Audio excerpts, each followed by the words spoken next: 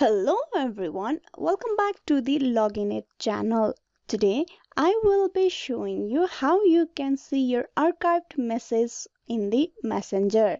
Now first of all, open the Messenger application on your mobile device. Tap open the app.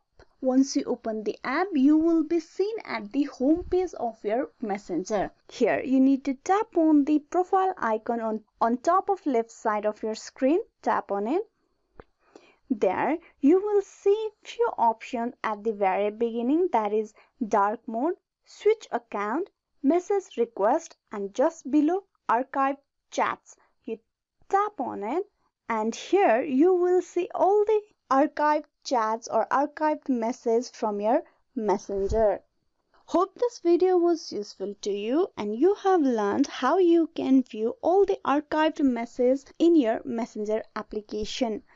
Please like and subscribe the Login It channel and do click on the bell icon for the notification and updates on videos. Thank you.